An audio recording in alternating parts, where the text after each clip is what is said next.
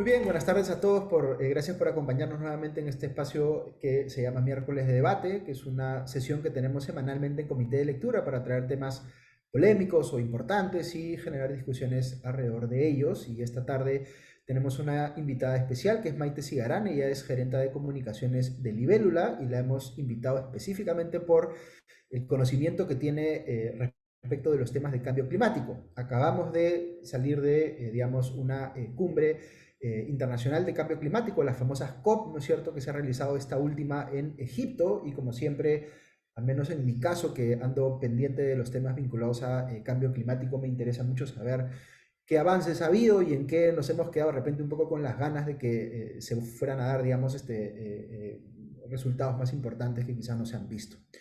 Pero para eso hemos invitado a Maite. Maite, tú has estado, me parece, en Egipto, así que va a ser súper interesante que nos cuentes con la experiencia directa que has tenido en la COP. Así que nada, te damos primero la bienvenida y es un gusto tenerte con nosotros esta tarde. Sería bueno si podemos comenzar con un comentario, digamos, tuyo en general sobre cómo has sentido esta COP última y de ahí podemos entrar un poquito más en detalle algunas de las cosas más específicas. Así que nada, te escuchamos, Maite. Gracias, Augusto, y gracias al Comité de Lectura por invitarme hoy. Sí, efectivamente regresé hace un par de días, 3 días de la COP en Egipto. Fue una COP particularmente retadora por el sitio donde se hizo, que es básicamente bastante lejos de nosotros, y llegar hasta Egipto fue, la verdad, toda una aventura. Me tomó 2 días enteros llegar y luego la vuelta también un poco más. Y en sí, como he comentado a varias personas con las que me he juntado desde que regresé, ha sido una COP bastante diferente respecto a otras COP. Bueno, uno por el lugar donde se hizo, ¿no? Que de hecho, de alguna forma también trajo cierta controversia, ¿no? Porque hay un tema ahí de derechos humanos y etcétera que ha venido ocurriendo en los últimos años. Y bueno, fue una COP un poco, de alguna forma, como intimidante para algunos, porque era difícil, teníamos como muchos ojos encima, ¿no? Que normalmente las COP son bastante transparentes y bastante abiertas en general, y esta vez se sentía que había como muchos ojos encima de uno, ¿no? Entonces, creo que en ese sentido fue una COP bastante diferente, retadora, y bueno, quizás no con los resultados que esperábamos, eso también, ¿no? Y como ustedes saben, o quizás no lo saben, y eso también puedo también comentarles, las COP son un proceso de 2 semanas completas, ¿no? De negociaciones, donde se juntan todos los países del mundo, que le llaman las partes.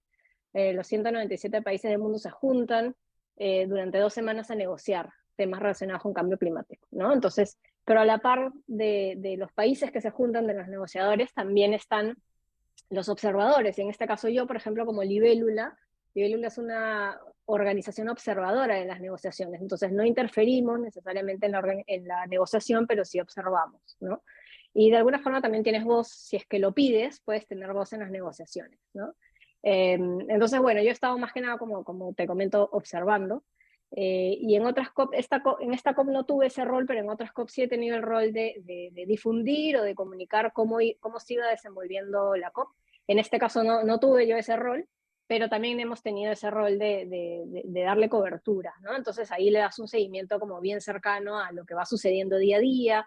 Por ejemplo, en este caso, en la COP de este año, algo que fue quizás diferente a otras COP es que hubo como días muy claros temáticos, ¿no? Entonces cada día se trató sobre un tema y lo que se intentó es que se abordara o se ahondara en ese tema, ¿no? Por ejemplo, en temas de financiamiento, temas de descarbonización, tema de agua, fue un tema bien importante, pueblos indígenas, etcétera, ¿no? Cada día tuvo como su día, hubo como días temáticos, y se fueron abordando como cada temas diferentes a lo largo de las 2 semanas, ¿no? Eso quizás fue algo eh, particular de esta COP, que en verdad ha ocurrido también en otras COP, pero yo lo sentí como más marcado en esta COP que en otras, ¿no?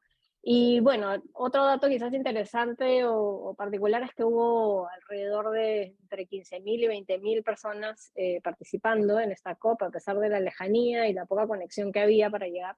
Tuvo muchísima participación, y se notaba, ¿no? Se notaba una gran cantidad de gente. Eso también tiene pues este lado negativo de la cantidad de huella que genera finalmente el que esta cantidad de gente se esté transportando de todas partes del mundo a Egipto, ¿no? Entonces, también tuvo como esa cierta crítica de parte de, pues, las personas que observan las COPs, del impacto que tiene una COP versus los resultados que finalmente tienen las negociaciones, ¿no? Entonces eso como una primera reflexión, Augusto, sobre las COP. Igual, no sé qué tan familiarizados estén el público en general sobre qué es una COP, y quizás ya es algo que se conoce, ¿no? Pero en realidad sí es básicamente este proceso que ya tiene 27 años, esta COP es la número 27, se ha hecho anualmente durante todos los años, me parece excepto uno por la pandemia, pero se ha hecho todos los años desde hace 27 años y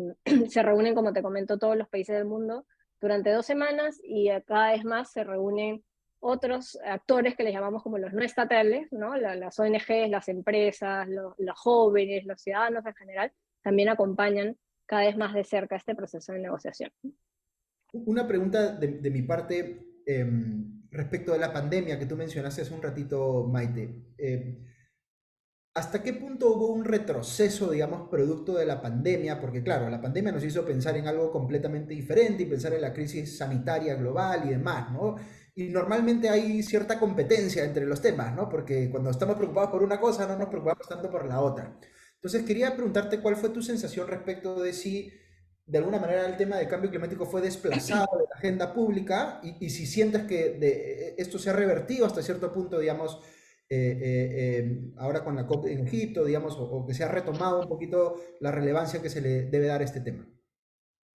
Sí, yo creo que justo con la crisis que hubo del COVID, la crisis sanitaria, lo que hubo fue más una reflexión de cómo comenzamos a abordar ambas crisis, la climática y la sanitaria, de forma sinérgica y conjunta, ¿no? O sea, cómo dejamos de ver que las crisis en realidad no están relacionadas cuando en realidad sí lo están, ¿no? O sea, mucho de lo que pasó con el COVID probablemente tiene que ver con lo mismo que está pasando con el cambio climático, que es que en realidad ya estamos sobrepoblando el planeta y estamos de alguna forma gastando todos los recursos y también la biodiversidad, y estamos como interfiriendo en la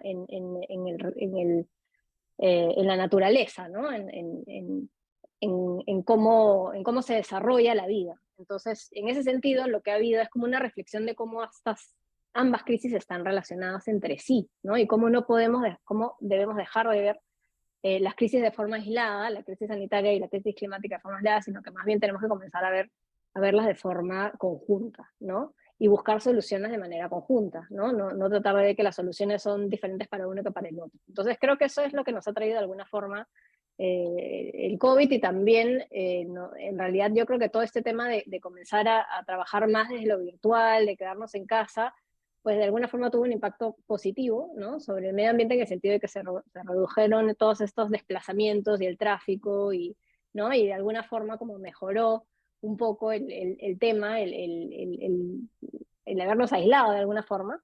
Eh, pero bueno, luego obviamente hemos vuelto a la normalidad y no hemos quizás mejorado tanto nuestras prácticas, como que reflexionamos mucho en el momento que se dio y dijimos, mira, es posible hacer las cosas de otra manera, y de hecho mucha gente, yo creo que sí ha cambiado hábitos, pero bueno, por otro lado, de alguna forma hemos vuelto así de forma vertiginosa a cómo vivíamos antes, ¿no? Entonces, creo que ha traído por algún lado, por una parte, reflexiones interesantes de qué cosas podemos mejorar, qué cosas podemos quedarnos en prácticas, buenas prácticas que nos trajo de todo lo negativo que nos trajo la pandemia, qué de positivo podemos rescatar.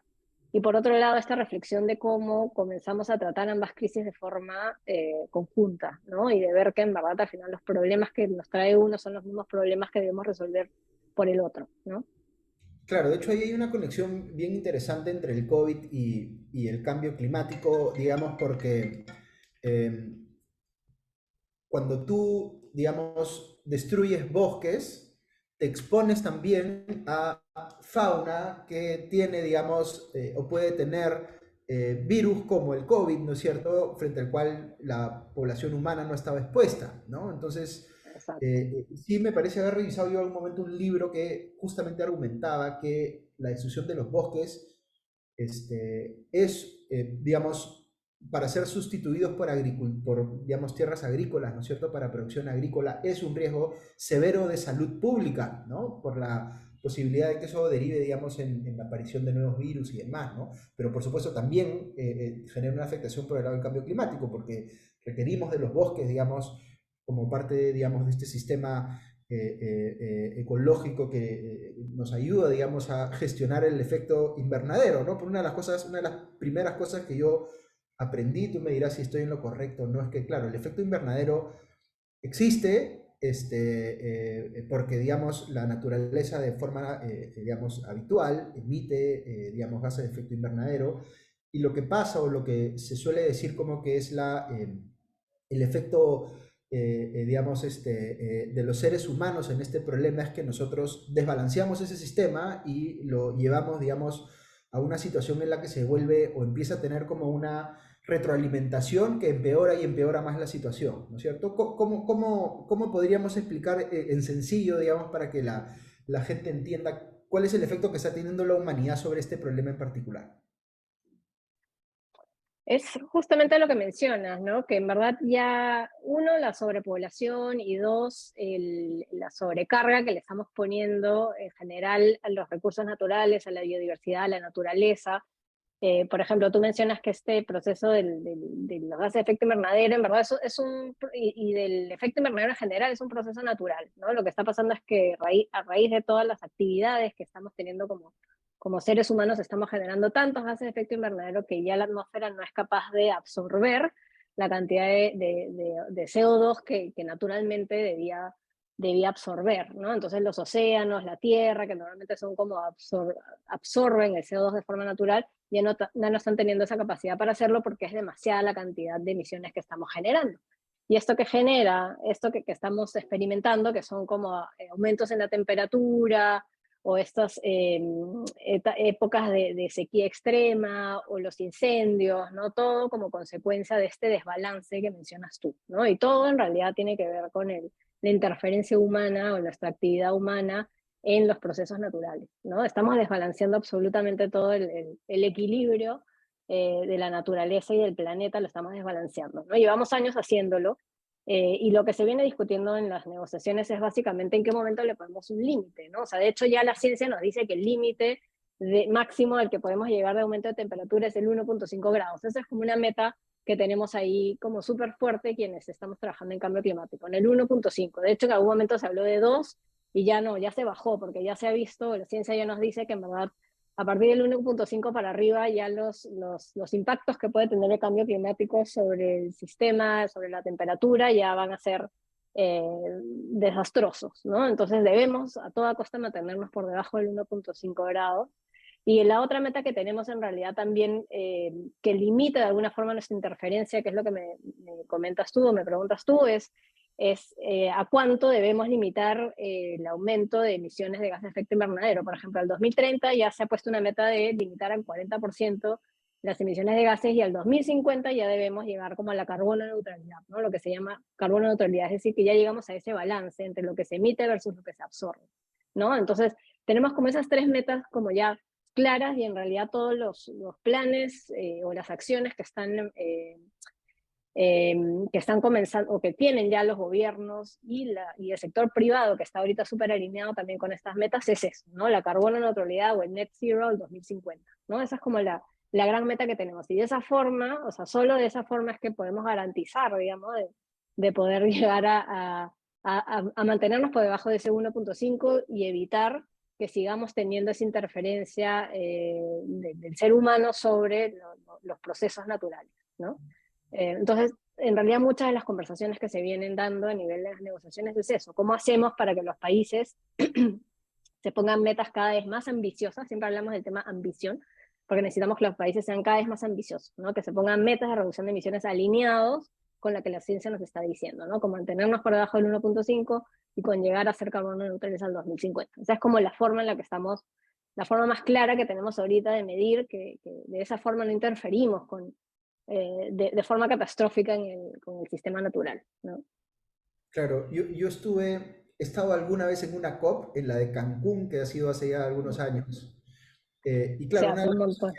una de las cosas que me sorprendió es como tú decías al inicio, ¿no? Es como un evento bien grande con un montón de cosas pasando en paralelo, ¿no? Entonces tienes eventos públicos donde la gente va a escuchar y expertos están exponiendo sobre distintos temas y hablando sobre las distintas tecnologías y, en fin, Mm, distintas ópticas alrededor de la problemática y en paralelo están trabajando los negociadores de los estados, ¿no? Y es como que los exacto, negociadores llegan y tienen un timer, ¿no? Un cronograma. Les dice, tienen esta cantidad de horas para ponerse de acuerdo. Y a veces se ponen de acuerdo y a veces no. Entonces el resultado cuando no exacto. se ponen de acuerdo es como muy frustrante, ¿no?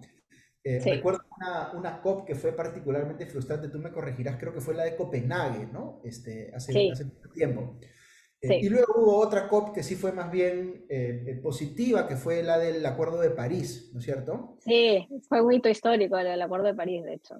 Por Mm, mencionar como dos ejemplos en los distintos, en los extremos, ¿no? Esta sí. COP en general, ¿cómo tú la evaluarías? ¿Crees que ha sido en el agregado positiva o crees que ha más bien dejado mucho que desear? Es una pregunta compleja porque en verdad tiene un poco de ambos, ¿no?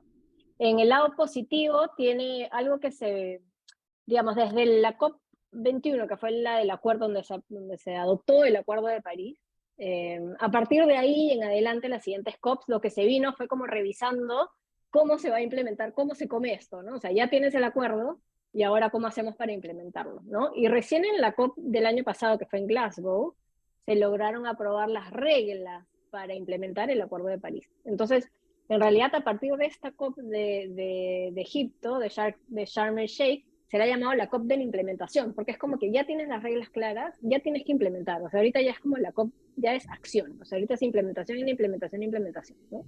Entonces, en ese sentido, digamos que no ha sido, pienso yo que no ha tenido como esa fuerza de COP de implementación, ¿no? Siento yo que le ha faltado un poco. Han habido como todavía muchos países como tirándose un poco para atrás, ¿no? Como que no tan convencidos. Pero sí algo que fue positivo, por ejemplo, respecto a algo que no se logró en la Copa anterior y que sí se logró en esta, fue por fin acordar que que se va a crear un nuevo, digamos, un nuevo financiamiento para temas específicos de pérdidas y daños, ¿no? Que esto es algo que venían impulsando los países en desarrollo, que son finalmente los que más, que una vez que están impactados por el cambio climático, en realidad son los que más les cuesta como volver a recuperarse, ¿no? Entonces, la idea justamente de contar con este fondo es poder ayudarlos a recuperarse de los impactos que ya nos aqueja a los países en desarrollo por consecuencia del cambio climático. Entonces, esto es algo que se ha dado por fin en esta COP, o sea, por fin se aprobó que sí se va a crear un fondo de financiamiento especial para abordar pérdidas y daños, cosa que, por ejemplo, no se acordó en la COP anterior, ¿no? Entonces, esto fue algo positivo. Por otro lado, también algo positivo quizás es que, por ejemplo, los países de América Latina de alguna forma tuvieron una posición un poco más acordada entre ellos, ¿no? Que esto es algo que en otras COPs no necesariamente ha sucedido. Entonces fueron un poco con una agenda en común los países de América Latina, ¿no? Entonces esto fue algo también que fue positivo durante esta COP. Otras cosas ya más específicas, por ejemplo, es que, no sé, bueno, por ejemplo, Estados Unidos, bueno, tiene una agenda un poco más clara en relación quizás al régimen, al presidente anterior, ¿no? Entonces esto se vio como de forma mucho más clara en esta COP. Lula también estuvo, por ejemplo, presente en la COP y dijo que Brasil volvía a la acción climática, ¿no? Que se comprometía a la deforestación cero y de hecho fue como súper bien recibido y esperado el discurso de Lula, ¿no? Perú, por ejemplo, recibió 10 millones de dólares para proteger la Amazonía, ¿no? En un acuerdo con el gobierno de Noruega. No sé, han habido como cosas así puntuales, positivas, de señales que han sido buenas, pero por otro lado, como te digo, o como les comento, en general no tuvo esa fuerza de la COP de la implementación, ¿no? De tener ya claro cómo va a ser la implementación del Acuerdo de París, ¿no? Cómo van a ser las reglas, de hecho, el próximo año es un próximo año también importante porque va a haber lo que se llama el primer balance en el que los países van a tener que decir cómo les va en términos de implementación de su compromiso climático, su NDC. Entonces, bueno, ese es un hito importante también que ocurre el próximo año, ¿no? Y de que de alguna forma esta COP fue un paso previo a eso. Entonces creo que en general cosas buenas, positivas, algunas cosas que se han avanzado. Por mi lado, siento que sigue siendo un proceso excesivamente lento, ¿no? O sea, son ya 27 años de procesos de negociación. Eh, sí se han tenido hitos importantes, como has mencionado tú. La COP de París fue un hito importante porque se logró este acuerdo. En Glasgow se logró tener, Glasgow fue la COP anterior, se lograron tener las reglas claras para implementar el acuerdo. Y este año, pues la idea era ya comenzar con la implementación, ¿no? Entonces, en ese sentido, pienso yo que no fue tan claro el resultado de esta COP en términos de, bueno, cómo vamos a implementar, ¿no? O cómo se hace eso. Eh, y en términos, por ejemplo, de financiamiento, lo mismo, ¿no? Se tenía como una meta clarísima de financiamiento a la que no se ha llegado, ¿no? Que eran los $1.000 millones, de los cuales se logró el 83%, y ahora se ha creado este otro fondo para pérdidas y daños, y entonces la pregunta es, si no logramos la meta anterior, ¿cómo vamos a lograr ahora una nueva meta de financiamiento, ¿no? Pero está clarísimo que en realidad toda esta transición hacia lo que les comentaba al inicio, ¿no? Si queremos llegar al net zero o a la carbono neutralidad del 2050, ¿cómo lo financiamos? ¿No? Definitivamente ahí, bueno, no podemos depender solamente de financiamiento externo, definitivamente los países tienen que poner financiamiento propio, el sector privado se tiene que involucrar, ¿no? Pero también es verdad que hay una deuda histórica de los países desarrollados, ¿no? Hacia los países en desarrollo. Pero mucho de este financiamiento también, Augusto, no llega necesariamente a América Latina, ¿no? O sea, hay otras regiones del mundo como Asia y África que reciben más financiamiento que América Latina también. Entonces hay una desproporción ahí entre lo que se requiere a nivel de financiamiento y también lo que finalmente recibe la región para financiamiento climático, ¿no? Entonces, la respuesta no es tan directa, o sea, no te puedo decir que fue una mala COP, como tampoco te puedo decir que fue una buena COP, simplemente tuvo cosas buenas, rescatables, y cosas que a mi parecer han debido lograrse y no se lograron, ¿no? Claro, yo lo que estoy sintiendo un poco, tú me dirás si es una percepción que tú también compartes o no. En estas discusiones internacionales de cambio climático se ha hablado pues mucho tiempo de este tema de las responsabilidades diferenciadas, como tú decías, ¿no? Hay Sí. países avanzados o economías avanzadas que se han industrializado generando muchas emisiones y hoy son economías ricas, Mm, pero digamos, lo lograron precisamente porque no tuvieron ninguna limitación en ese sentido, ¿no? En cuanto a exacto. emisiones de gases de efecto invernadero. Pero claro, los países que hoy se quieren industrializar sí tienen limitaciones, porque ya tenemos una conversación sobre cambio climático abierta, entonces ya no es tan Ujú, fácil poner centrales a carbón y generar electricidad barata, digamos, ¿no? exacto. Entonces, digamos que ahí hay una justificación filosófica, económica, si se quiere, digamos, para decir, oye, estos que se hicieron ricos con estas condiciones deberían apoyar, digamos, a los que ahora tienen condiciones distintas a que también puedan hacerlo, ¿no? Y ahí entra un poco Exacto. esta conversación sobre, o esta diferenciación que se hace también entre acciones de adaptación y acciones de mitigación, ¿no es cierto? Porque claro, tú decías, los países emergentes tienen mayor exposición a los efectos negativos del cambio climático, sobre todo los países tropicales como el Perú, claramente, ¿no es cierto? Es decir, a nosotros nos va a Sí. costar adaptarnos, vamos a sufrir los embates del cambio climático.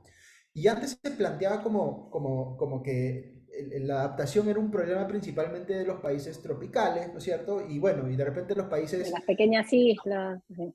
claro, los países avanzados o las economías avanzadas se podrían ocupar un poquito más de los temas de mitigación, es decir, de cambiar las tecnologías, crear nuevas centrales eléctricas menos contaminantes, en fin, ese tipo de cosas, ¿no? Pero un poco lo que yo siento que está pasando es que los países desarrollados se están dando cuenta que los problemas de adaptación también los van a sufrir ellos, ¿no? Que los impactos severos del cambio climático no están restringidos, digamos, a los países tropicales, ¿no? Ya hemos visto Estados Unidos los impactos que está teniendo a nivel de huracanes más intensos, ¿no es cierto? O, De digamos, incendios, los incendios sequías. forestales en la costa oeste. Yo estuve en Washington hace algunas semanas y la gran noticia era cómo se había secado el río Mississippi, ¿no? Y cómo el sistema alimentario americano y también lo que exportan depende en buena medida, digamos, de que el río Mississippi sea un río navegable, ¿no? Y se había quedado sin agua. Entonces, digamos que está viendo como esta toma de conciencia de que no es un problema de las islas, de las naciones isleñas o de los países tropicales, esto va a generar efectos severos, digamos, en todo el mundo, ¿no? No sé si así se siente un poco en la conversación que se da en las COP. Definitivamente que sí, Augusto. Ahora, creo que la diferencia es la capacidad que tenemos los países en recuperarnos de este tipo de, de desastres o de eventos climáticos, ¿no? En el caso de países desarrollados, pues tienen más seguros, tienen herramientas, tienen financiamiento, tienen como... A nosotros, los países en desarrollo, nos cuesta mucho, ¿no? O sea, si pensamos en verdad en cualquier evento que hayamos tenido en los últimos años, o sea, cuánto tiempo nos toma realmente recuperarnos, ¿no? Entonces, creo que esa es la gran diferencia, ¿no? Definitivamente el cambio climático nos afecta a todos. Diferente es la forma como nos afecta y la forma además cómo nos recuperamos de eso, ¿no? Eso creo que ahí está. Y entonces por eso la discusión tan fuerte en este tema que se le llama pérdidas y daños, porque justamente son las pérdidas y daños ocasionados por el cambio climático que nos afecta totalmente diferente a los países. Los países desarrollados tienen muchísimas más capacidades y herramientas para recuperarse versus nosotros. Vulnerables somos todos, pero sí es diferente la capacidad que tenemos para hacerle frente y recuperarnos, ¿no? Entonces, por eso yo creo que esta COP fue tan central y de verdad que todos los días se ha hablado de este tema de pérdidas y daños y solo el último día de negociación, el domingo, porque en realidad la COP debió terminar el viernes y terminó el domingo, ha sido una de las COP más largas de la historia. Recién ese día se dijo sí a este fondo para pérdidas y daños, ¿no? Entonces, fue así como por eso finalmente no ha sido del todo un fracaso la COP porque se logró eso, ¿no? Que no se había logrado en la COP anterior y no se había logrado en realidad en años que se viene tocando ese tema, porque sobre todo los países insulares, los países más vulnerables lo vienen exigiendo hace años de años, ¿no? Y no se logró en la COP pasada y bueno, felizmente se logró en esta. ¿Cómo se va finalmente lograr ese financiamiento o la meta que se ponga para esto? No lo sabemos. Lo único que sabemos es que ya existe como la decisión por parte de todos los países del mundo de crear un fondo específico para pérdidas.